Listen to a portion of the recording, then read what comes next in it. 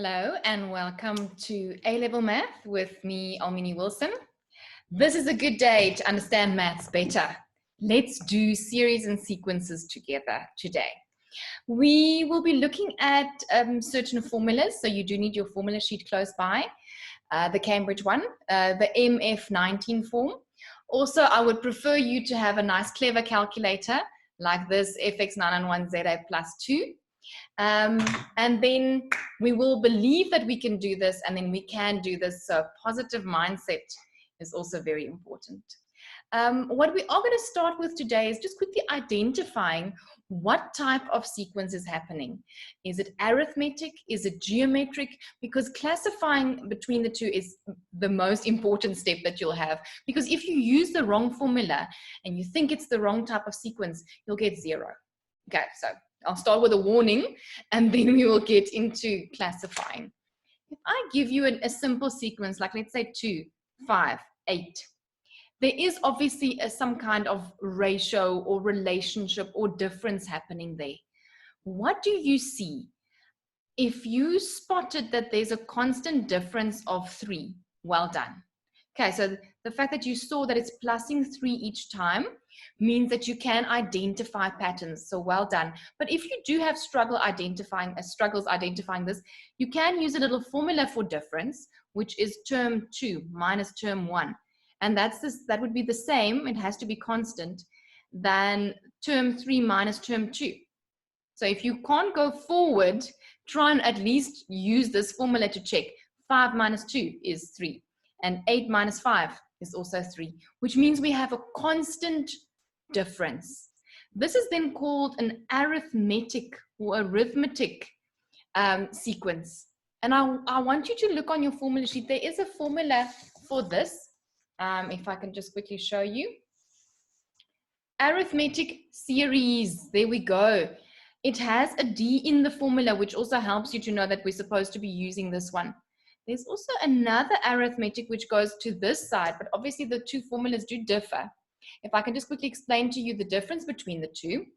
This one, I normally use it as not a UN, but a TN, because this is our term number. And this one, there's two different formulas, is for sum of. This one we only use if you have the first and the last term, so we don't use it often. And this one we use obviously if we have a difference or when we have the first term. So at this stage, I would love for us to just write down all the formulas. Okay, so the formula for term number will be A plus N minus 1 D. Please just notice what each term means, what each variable represents. Tn, I would like you to think of your term value. Like in this case, term 3 has a value of 8. A will be your first term. Okay, so that in this case will be a 2. N will be the number of terms, if I do ask you like the 7th term or whatever. And D is your difference. So then I can ask you easily something like, give me the general term. So the general term will look like this. Tn equals 2 plus. No term was given, so I'm just going to keep it open variable, and then common difference 3. And then if I just simplify this a little bit, I will distribute this 3, even if it's at the back, I can still distribute it in. So this is going to be 3n minus 3 plus 2 is going to be minus 1. That's then called your general term. From there, I can do anything. I can ask you, give me term 16. Then all you do is you sub a 16 into n, and you work out your term value. The term value of your 16th term will be 2 plus basically 15 times 3. So I get 47. I can also ask you in reverse. I can ask you which term of this sequence is, let's say, 53. Then you would just do it the opposite way. You'll say 53 equals 2 plus n minus 1, 3. And then you'll solve that for me. You'll take the 2 over, 51 equals 3n minus 3. Take that over, 54 equals 3n. So which term in this sequence has a value of 53? Let's see, 53 divided by 3 is 18. Okay, so that means the 18th term has a value of 53. I just want to show you a cool trick on the calculator that you can also use. There is a method where you just type in values and it will solve it for you. If you, for instance, look at this little number sentence there, 53 equals, let's type that into the calculator, but instead of an N, can you put an X? So let me show you what to type in. I just want to get my phone nicely positioned so you can see what I'm typing in. 53 alpha equals, do you see what button I press for alpha equals? Then 2 plus bracket alpha x minus 1, close bracket, what was at the end there? Let's just say times 3, because sometimes the calculator doesn't like it if you just type in a normal 3 at the end. Have a look at what it looks like on your calculator, and then go shift solve, and then equals. Do you see? Isn't that brilliant? So for any linear equation, you are very welcome to use that solving. I just have like warning, you can't just do that. That is just for your own mental health. If you're unsure in the exam, am I doing the right thing? Did I make a sign error? Type it into your calculator just to see that you're matching with the answers. Okay, so this was an arithmetic sequence. I can also ask you some more difficult questions with the same sequence. Maybe I can ask you, add all the terms together, and that takes you to my second formula from the formula sheet. Maybe we can just quickly write that down. From your formula sheet, there is obviously an S of n formula as well. So the S of n formula that I'm going to write down now looks like this: half n 2a plus n minus 1 d. And what this produces is something completely different. If I, for instance, ask you sum of 3, it's not equal to term 3. If I can show you the difference, sum of 3 will be 2 plus 5 plus 8, and term 3 will just be 8, if you remember the original sequence. So they are not equal to each other. But there is something cool that I can show you. Like if you did want to get from sum of 3 into term 3, or from a sum of into term form, you can say sum of 3 minus sum of 2. Like if you're stuck into a question where they only give you the SN formula, you can do this. And then obviously for this question, you would get sum of 3 minus sum of 2. That will give you term 3. Because check what will happen. This is sum of 3. If you take away sum of 2, which is those two, you will get 8. So that's important. I can then ask you the same type of question. Just look at the formula. S of n is then sum of the terms. N, number of terms. A is still first term. And D is still constant difference. Okay. I don't think we necessarily have to do one like that, as long as you just know how to use the formula. The next type that we're going to dive into will be something called geometric. So if we're dealing with a geometric sequence, the first thing to notice is that there won't be a constant difference. There'll be a constant ratio. And that's also why, if you check on the formula sheet, why your formulas have R's in them and not a D. So let me show you a nice example. Like let's say it's 4, 8, 16. I know it's very easy at the moment because I don't want to lose you yet before I get to difficult questions. Do you see I'm not adding anything? I really am not. If you wanted to check here, I'm adding 4. There I'm adding 8. So it cannot be arithmetic. But what if I try and see if maybe there's a doubling happening? I'm timesing by something constant. I think I'm timesing by 2. My ratio is 2. But if you didn't see that straight away, you're very welcome to use this formula. Term 2 over term 1 must equal term 3 over term 2. That will give you the constant ratio. So what I can just check here, 8 over 4 or 16 over 8, yeah, it is 2. So my R is 2, great. What I can ask you at this stage then is obviously maybe give me the general term or the nth term. And that's where I want you to look at your formula sheet again. Ta-da! There's even a heading. Guys, so with exam stress, I mean, you're going to see it there. Geometric series. It's there. I'm just going to use TN instead of UN. There are 2 others. This is just normal sum of or series. And this will be the sum to infinity when R is a fraction or when R converges. But they're all there on your formula sheet, because you know I can't go into the exam with you, but at least you can take your formulas with you. If I ask you to write down the formula for me, it's ARN minus 1, A being first term, so I'm just going to sub in a 4, R being 2, and then N minus 1. Okay, so you can actually keep it like that if you want a general form. Please don't do this. I think every time I see a student do this, I get an extra gray hair. This is not 8. Never in your life is that 8. I don't even want to write that, because then you're going to remember only that. You can keep that as a term. You can keep them separate, or you could have done 2 squared and maybe combine them. But this is fine for me for just general term. And then I can ask you many different questions, like the 7th term or the 19th term or whatever. I just want to show you for this one, there's also the sum of. The same concept applies. If you use this formula, you will be getting the sum of and not the term number. So in this case, I would love to just write this down, and then you would sub in your A and your R and your N. Okay, just be careful. I've seen some difficult questions where they go, the sum of the first 5 terms is something, then you sub a 5 in there. And then they say the sum of the next 4 terms, then that doesn't mean that's a 4. You need to use your problem solving skills in there.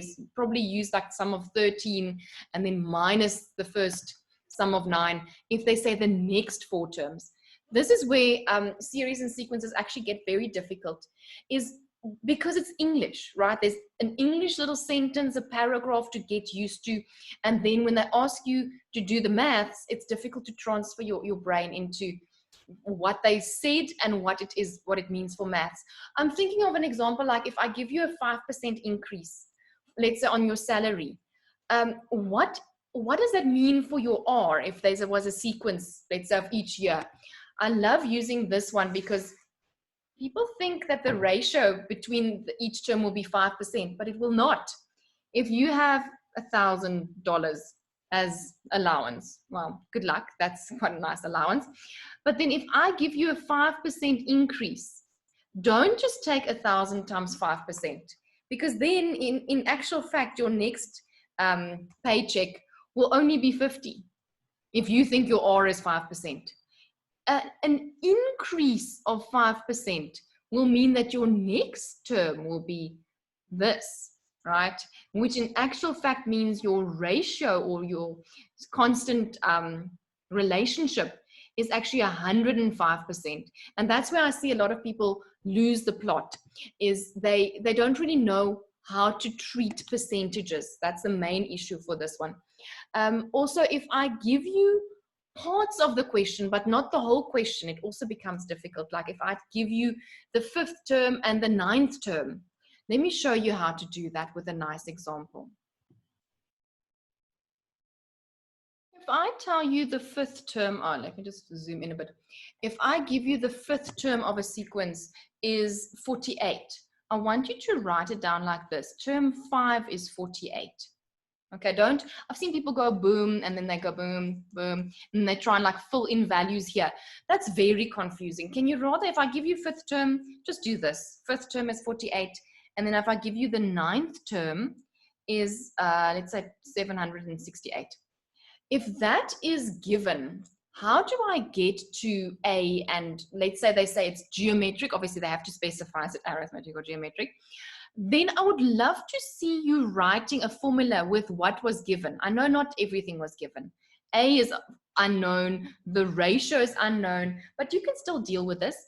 Have a look. I say that A or N minus 1, so 5 minus 1, is 48. So that's something you can do. I know a lot of people stare into this abyss and they go, I can't do anything, but you can do this. You can do this. And then I've got another one, AR, I'm just going to go 9 minus 1, which is 8, is equal then to 768. And now a little bit of simultaneous comes into play, but I just want to show you a cool trick.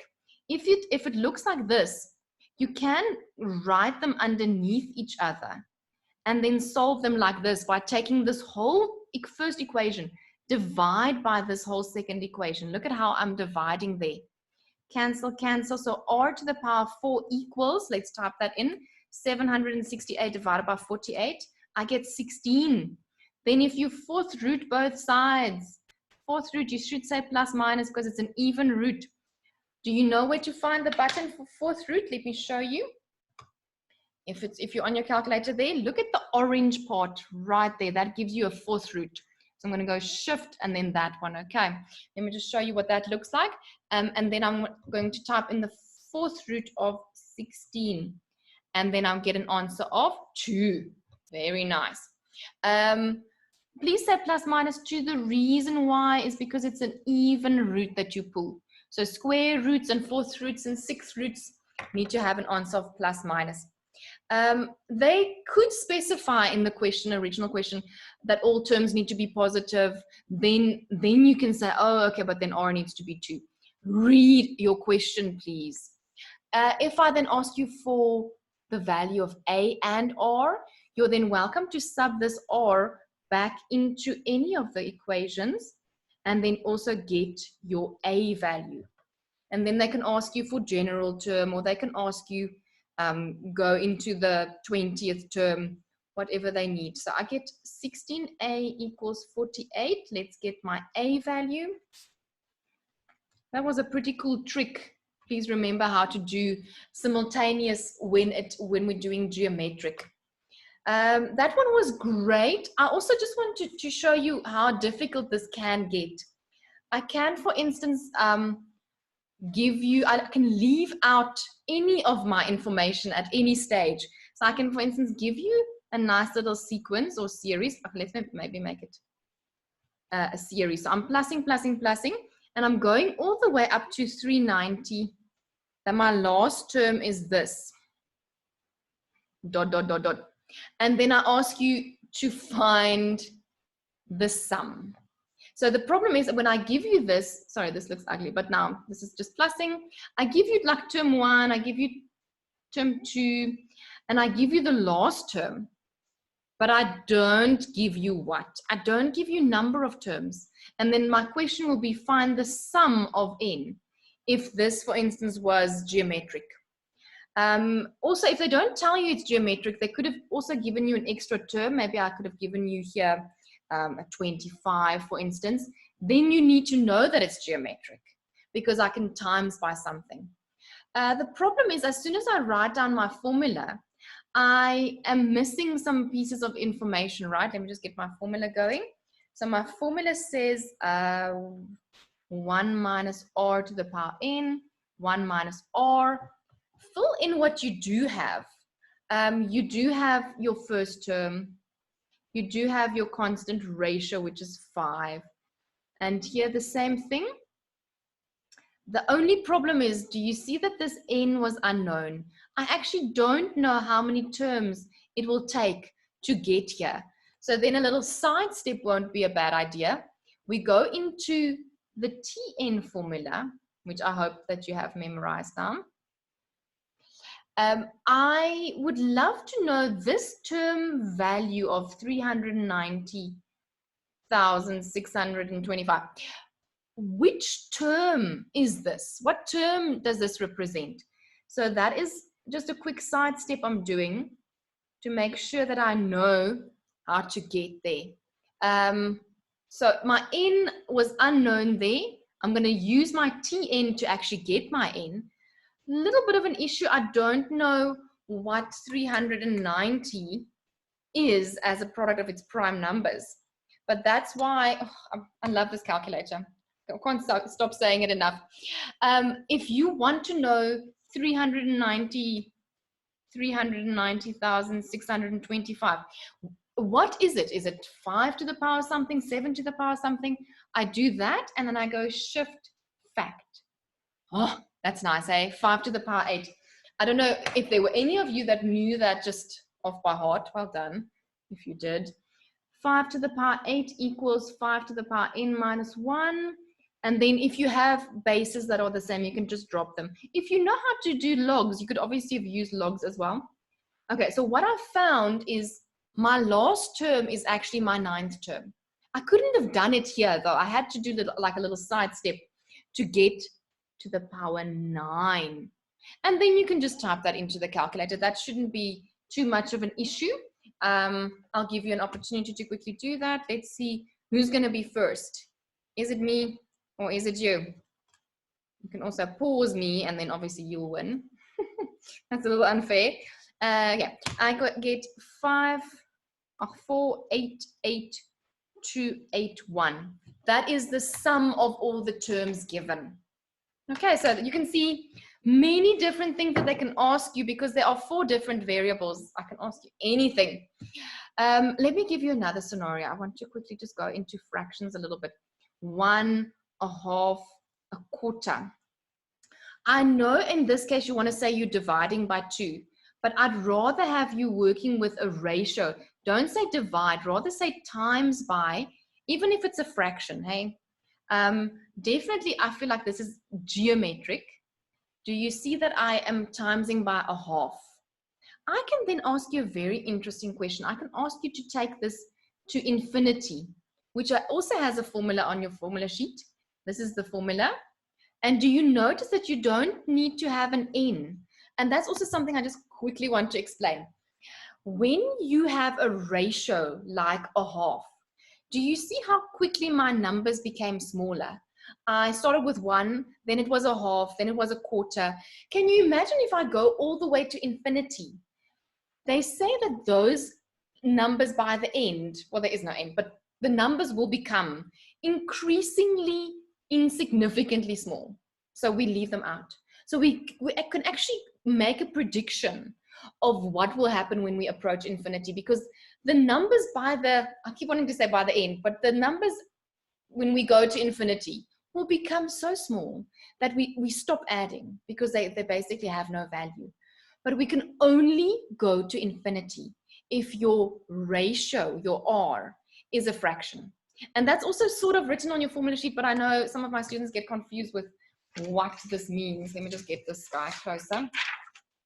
They're very confused with this little side bit of information. That means R converges. If you want to, you can even write on your formula sheet, that means R must be between -1 and 1. I don't know if you know mods, it's more paper 2 stuff. But R needs to be, oh, but actually, why am I including it now? Don't include it because it can't be exactly 1. It must be between -1 and 1. Like this scenario, then you can go to infinity. We call it converging. So this is a converging geometric, which means I am allowed to go to infinity. So my prediction of all the numbers, if you add them up to infinity, you will get an answer of 2. It will take infinity to get there, but if you do add all the numbers up until infinity, you'll get a sum of 2. Okay, so I was thinking if we can maybe do one more example together, then I'm happy with you. Then you can go and try some past papers or whatever you need to just practice your skills. I want to go back to arithmetic and see if we can maybe try and do a simultaneous for arithmetic. Let me give you the following information and you try and keep up with your writing. If I tell you the 11th term of an arithmetic is equal to 25.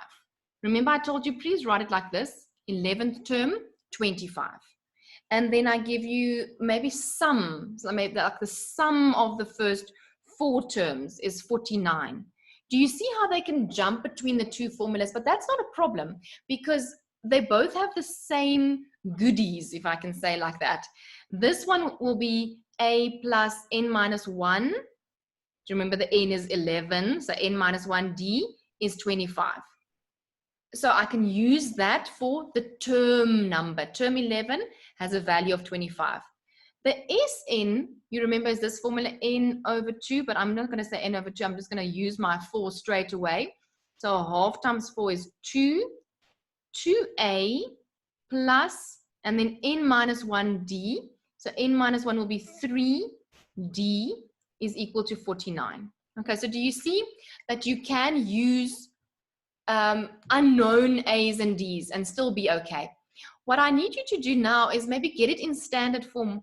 What I mean with standard form is, can you please get it into an A and a D and an answer, an A and a D and an answer, because I want to show you another trick. I'm full of tricks today. You guys will love this. Please just be careful. Warning, warning again. You might lose method marks if you don't do it properly. Please go to mode and then select equation. Do you see that there's an option at option number 1 that looks like a simultaneous X, Y answer? Let's press number 1. Do you see that they give you an opportunity to type in 6 things? What we will be typing in is exactly what we wrote down here. You will write down coefficient. So here the first coefficient there would be 1, 10, 25. Make sure you're typing it nicely into your calculator. Let me show you. 1 equals 10 equals 25. It has to be in that order. The same for this one on the side here. 4, 6, 49. So 4 equals, are you with me there? And then 6 equals, and then 49 equals. And then like magic, you will get your A and your D. Remember, it says X, but you know that it's technically the value that you typed in first. So the coefficient that you typed in first was A. So I'm going to say A equals 10 and D equals 3 over 2. Guys, and then from here we can go anywhere.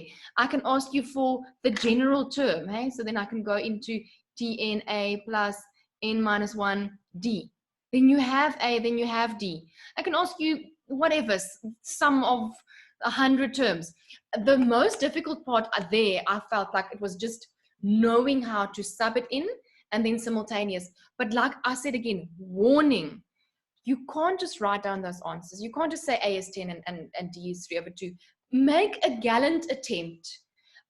I can see when my students make a gallant attempt, they sort of get a variable on its own. Like for instance, you can get A maybe 25 minus 10D, and then sub that into the other one.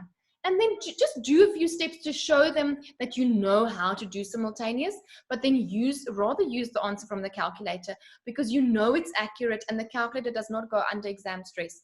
It will give you consistently good answers. And with that, I feel like job well done. That is series and sequences wrapped up. I hope that you enjoyed this video as much as I did. And I would like to continue making videos every week. And you're very welcome to subscribe or follow me on social media for more of the latest. Thank you for joining.